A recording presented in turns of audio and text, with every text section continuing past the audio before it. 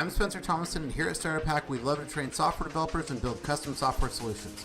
I do a lot of work as a fractional CTO. With over a decade of executive leadership and a solid 25 years in software development, I've mastered the art of transforming technology, teams, and products.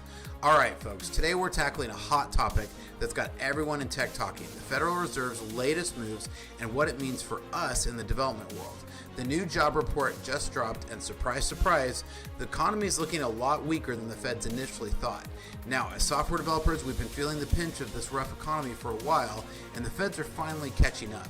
With rate cuts on the horizon, there's a lot of unpacking about how this will impact tech jobs and the projects that we're all working on. So let's dive into this.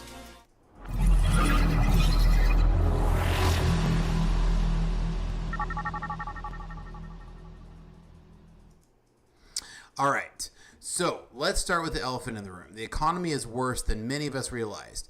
So the latest jobs report was revised down the number of jobs added by a whopping 818,000.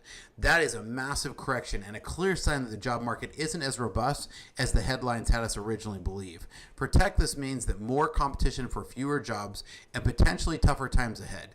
But don't hit the panic button just yet. There's more to the story, and it's not necessarily all bad news. But I want to show you some of these reports that came through and why it is that we're a little concerned about the current state of the job market here. So let me share my screen here and get this up here for you. So we can see that the BLS, which is Bureau of Labor Statistics, said that in accordance with usual practice, so now it's normal for them to come back and make corrections, but the Bureau of Labor Statistics, or BLS, is announcing that the preliminary estimate of the upcoming annual benchmark revision to the established survey employment series. So the final benchmark came back way lower than they originally anticipated.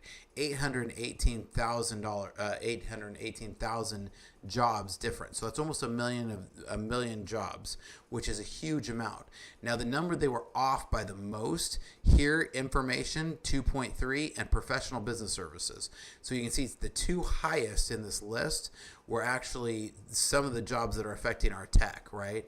And so the second and third, I guess, mining and logging was down quite a bit. But the top one was information and professional business services. So this is a direct impact on the business and technical services. So essentially, what this report is explaining to us is that the job market was actually already being hurt by inflation more than they had originally kind of led on to us. Now, I want to pull up another report here, my notes here. I want to pull this up here and talk a little bit about this as well here. So the U.S. economy added 818,000 fewer jobs from April 2023 through March of this year than were originally reported. Now, it's really normal for them to go back and do these corrections, but the downgraded estimate follows a job reports for July that was much worse than expected, leading many economists to suggest the Fed had waited too long to begin interest rate cuts. And I think us in tech could have been kind of pointing to this for a while here, right? And we've really been feeling that this is one of the worst labor markets that we've seen. And these numbers actually really come to show this, right? Because we know that the two areas that are going to affect us is if we need products or other services, support, that kind of thing. A lot of times they're going to come out of here. A lot of your product and services are going to come here, but then information at -2%. So there was 2.3%, the highest of any of these that they were off on these benchmarks. So this isn't terribly surprising to those of us who've worked in tech because we've been feeling this for the last couple of years. And so this is a big deal because with a weaker than expected economy, the Federal Reserve has hinted at cutting interest rates. So it's a big deal because lower rates makes borrowing cheaper, which can spur investment into new projects. So if our boss needs that money for that new project that they've told us we can't start on yet, this could mean more funding available for startups and for innovation inside of the companies. It's not all rainbows and unicorns yet. Rate cuts also mean the Fed is worried about the economy, which could signal slower growth overall. So it's a little bit of a double-edged sword because, and how it will play out will depend on a lot of factors, right? Because part of the problem that we have here is that if the Feds cut interest rates too fast, it could actually signal some other problems that are going on. And so the Fed has to be careful that cutting rates too fast could make inflation come back up, which is only going to end up hurting us more more in the long run, because that's how we got here in the first place. I'm trying to get my notes up here on the other screen so I can share them with you here. But this overall is going to be, part of the problem that we're struggling with is the Fed having already messed with these along the way. And so this is part of, this is part of the problem in the first place, is the Fed is playing a little bit of God with these interest rates. And it was tough because the U.S. government was pumping too much money into it and into the economy, and they had to do something to try to counter this. But you can see that the Fed has said the time has come for the U.S. Feds to cut interest rates, its chairman declared. Now, with price growth now on a sustainable path to normal job levels, Powell signals that the central bank was ready to start reducing rates next month. So the U.S. labor market, which rapidly recovered after the damage inflicted, and I don't know if I would say rapidly, right? Because they pumped a bunch of money into the economy. It caused a whole bunch of inflation. We definitely saw this in tech, right? As cheap money came in, we saw wages get inflated. We saw jobs go off the chart. You literally couldn't hire people fast enough. And what that ended up doing was really cause a lot of problems with all of this artificial money that had inflated the market. So let's talk a little bit about the direct impact to the tech jobs. With the Fed's cutting rate coming this fall, companies that have been holding back on development projects might finally loosen the purse strings a little bit. This could unlock a wave of new projects that have been on hold, meaning more work and more jobs for developers. However, companies that are already struggling might use this as an opportunity to stabilize rather than expand. In other words, we could see a mix of job creation and job preservation. Either way, it's a good movement for the tech jobs, right? And so we can talk a little bit about what a rate cut means for us. Some of the things is that, and so with rate cuts coming, this initially initially the market has reacted positively. So if rate cuts occur, the Federal Reserve would reduce rates short term, specifically with federal funding rates during their upcoming meeting in September. So that's when we're really looking for this, right? So let's talk about this pent-up development that's been simmering under the surface. Companies have been cautious, sitting on their hands because of the economic uncertainty. But with cheaper money, thanks to lower interest rates, we might finally see the floodgates open. There's a backlog of projects just waiting for the right moments to launch, and the moment could be now. We've seen this as I've been doing my fractional CTO work, because companies aren't quite ready to start investing into full-time employees, but they are starting to loosen the purse strings, and we're seeing a lot of interest in consulting. So if you need help with a consulting job, reach out, hit me up at startupack.com/Spencer, because we love to build software development for companies here and do custom software, particularly with integrating systems. That's really our specialty. So for developers, this means that potentially a lot of new opportunities are coming, so get ready to ride the wave. Now, startups are also a key indicator of the health of the tech sector, and they're especially sensitive to low interest rates, right? Lower rates means easier access to capital, which could be a lifeline for startups that have been struggling to secure funding. This could lead to a resurgence in startup activity, with new players entering the market and existing ones scaling up so they can get additional funding. But remember, easier access to money doesn't guarantee success, right? Startups that will need solid ideas and execution to thrive in this environment. That's why we here at Startup Hack love to train software developers. We have hundreds of free coding videos with hundreds of free coding samples. Check out our check out our previous videos, because we have hundreds of these coding samples, and we love to train software developers. And we're also helping new developers get started in our coding boot camps. Now, when rates get cut, money becomes easier to obtain, so companies feel like they're able to spend a little bit more, and allows them to loosen up those purse strings a little bit. So what about the big players? Companies like Microsoft and Google and Amazon aren't just sitting around waiting to see what happens. They're already strategizing their next moves. Lower rates could mean more investments in R&D, acquisitions, and hiring. And we all know they're spending big on AI right now, and they can only do that with developers. We've seen recently leaked data from Microsoft that was talking about that they are currently paying developers these crazy wages, right? but it could also mean that they use this as an opportunity to really focus on efficiency. And this means that developers who are good developers want to continue to hone their skills and continue to learn. So that's why, again, here at Starter Pack, we love to train developers. So make sure you go check out those previous videos.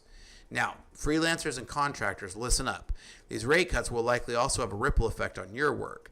As companies unlock more projects, the demand for freelancing talent could spike immediately. On the flip side, if companies are focusing on stabilizing rather than expanding, they might come back on using external contractors, but that hasn't been what I've seen so far. The key here is to stay flexible and ready to pivot based on where the demand's heading. Keep your skills sharp and your network active. There's still a lot of opportunity out there. So, what does this mean for tech education, right? As companies look to optimize their workforce, there could be an increased demand for specialized skills and certifications.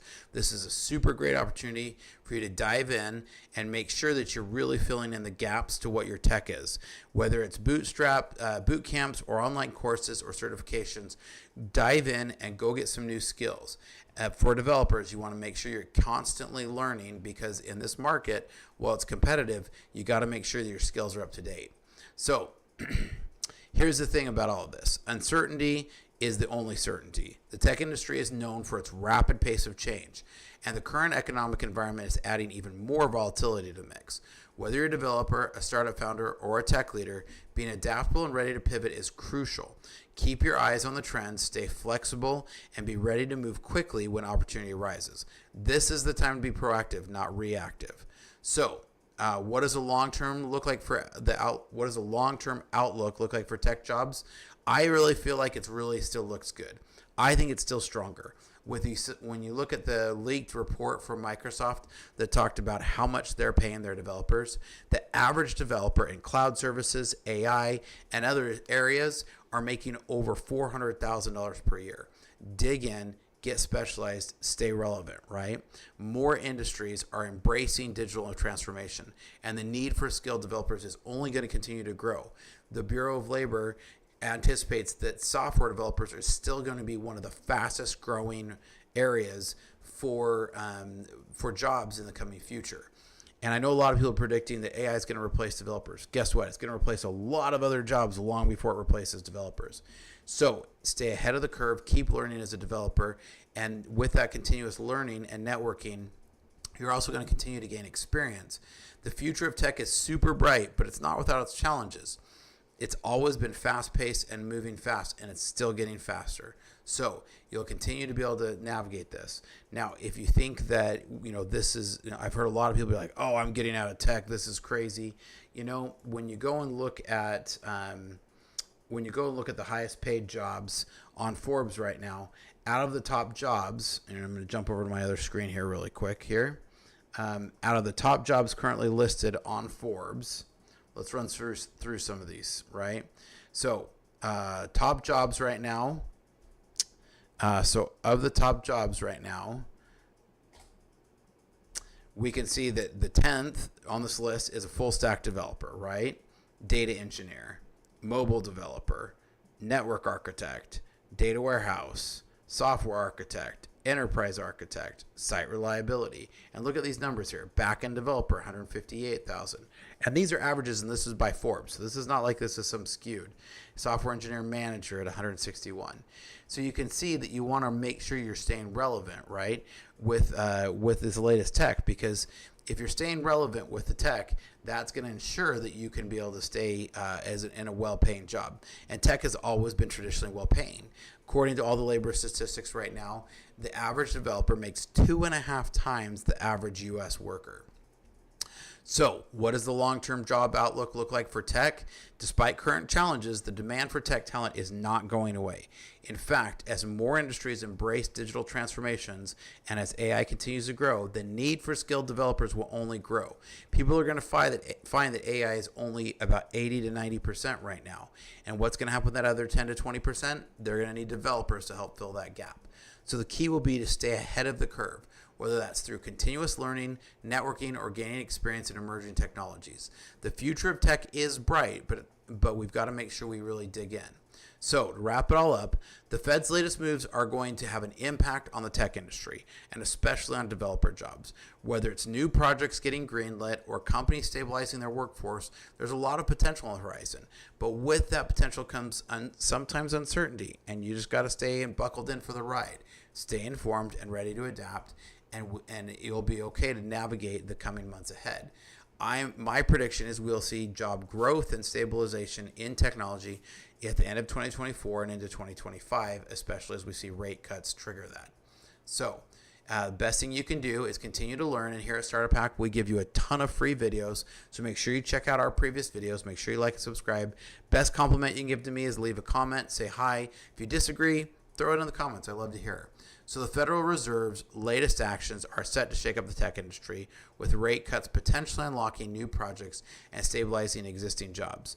But the weaker than expected economy also means we need to be staying vigilant and adaptable. So whether you're a developer, a freelancer, or a tech leader, the key will be to stay informed. If you don't believe me, my proof is in the pudding on this one. Last time we saw rate cuts hit a dramatic drop after COVID, what happened to all the tech salaries? They went through the roof. Tech hiring went bonkers, right? As money becomes less expensive, more projects will come. Tell me a single company out there that's like, nah, the tech industry sucks, we're just not going to invest in it anymore. Nah, absolutely not at all. In fact, they're trying to invest more into tech. They want tech to replace more jobs. That's the desire. Over 90% of C-suites said they want to integrate AI into all parts of their corporation. Now, what are your thoughts? Do you agree? Do you disagree? I love to have a good, healthy discussion. So make sure to leave a comment down below, and make sure to like and subscribe. Here at Startup Hack, we love to train software developers in our licensed boot camps and to build custom software solutions for companies. So reach out, because we'd love to help. Hit the links down below, or go to check out startuphack.com for our coding boot camps, or startuphack.com/Spencer for our consulting services. And make sure you go back and check out our previous videos, and we will catch you guys next time. Make sure you like and subscribe to the channel, because we bring you lots of great tutorials and tips that every developer should know. See you next time.